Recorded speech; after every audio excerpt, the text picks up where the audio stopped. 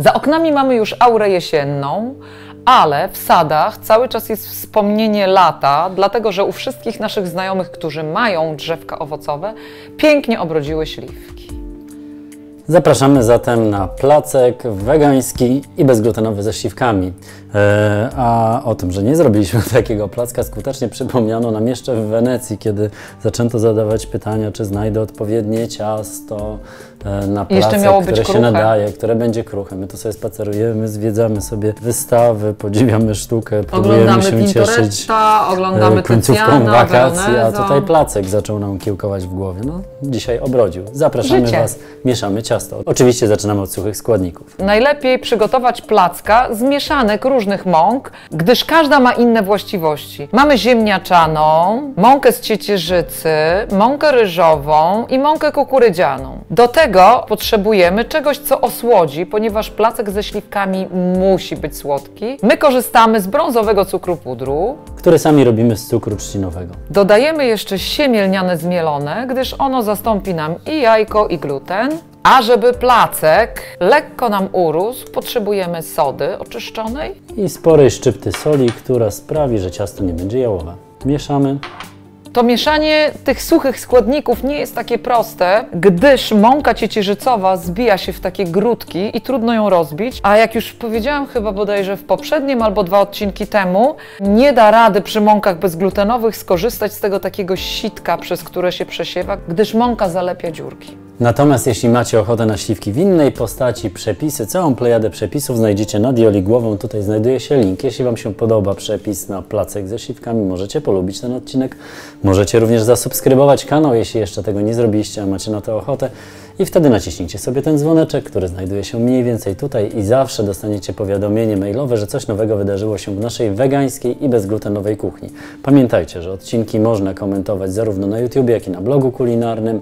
No i istnieje jeszcze angielska wersja odcinka, każdego odcinka, która może się oczywiście komuś przydać. Oczywiście przygotowanie kruchego ciasta zaczynamy od natłuszczenia mąki. Wlewamy olej do miski i rozcieramy mąkę między palcami tak, ażeby cała była wytłuszczona. Skoro natłuściliśmy już mąkę, należy ją teraz zlepić. Użyjemy do tego mleczka kokosowego połączonego z wodą. I do tego właśnie świetnie nada się zimna. Wszystkie składniki teraz łączymy razem. W przypadku normalnego kruchego ciasta taka konsystencja byłaby niedopuszczalna. Ale my tutaj mamy siemię lniane, które wspaniale zaraz wypije nam wodę. Oprócz tego mamy mąkę ryżową, ciecierzycową, więc za chwileczkę konsystencja tego ciasta się zmieni. Zostawiamy na chwilę ciasto, żeby ono ustabilizowało się. Jak widzicie, ono się bardzo mocno lepi do rąk. Zanim ciasto nabierze odpowiedniej konsystencji, przygotujemy blachę, wyłożymy ją papierem do pieczenia.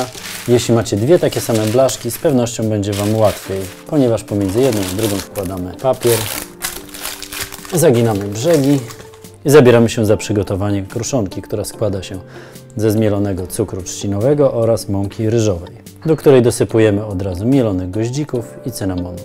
Gdyż chcemy, żeby ona miała dodatkowo taki delikatnie korzenny posmak. Oczywiście goździki i cynamon do śliwek pasują idealnie. Do zmieszanych suchych składników wlewamy po odrobinie oleju, aż do uzyskania właściwej konsystencji. Pamiętajcie, aby nie wlać za dużo, bo to, co wtedy uzyskamy, trudno będzie nazwać kruszonką.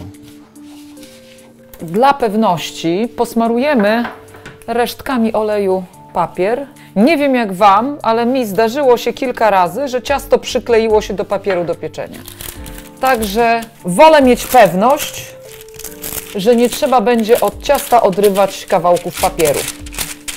Gdy ręce będą natłuszczone od oleju, łatwiej będzie przełożyć ciasto i wyłożyć je na blaszę. I właśnie teraz to zrobimy. I zobaczcie, jak konsystencja tego ciasta się zmieniła. Piekarnik, a właściwie jego połowę, nagrzewamy do 180 stopni. Korzystamy z połowy piekarnika, dlatego żeby oszczędzić trochę czasu i energii. Na wierzchu kruchego ciasta układamy śliwki odkrojoną częścią do góry, gdyż śliwka w trakcie pieczenia będzie puszczała sok.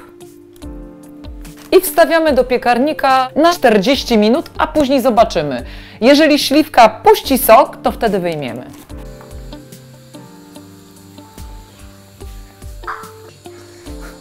W oczekiwaniu na to, aż ciasto się upiecze, można sprawić sobie odrobinę przyjemności. Mogę Was również zaprosić do oglądania innych odcinków nad Joli głową.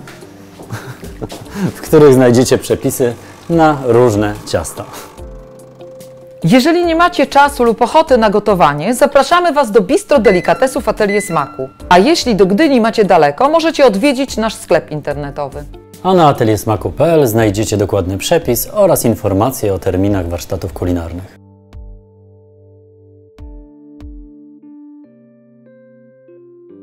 Ciasto już upieczone, delikatnie przestygło, możemy już kroić.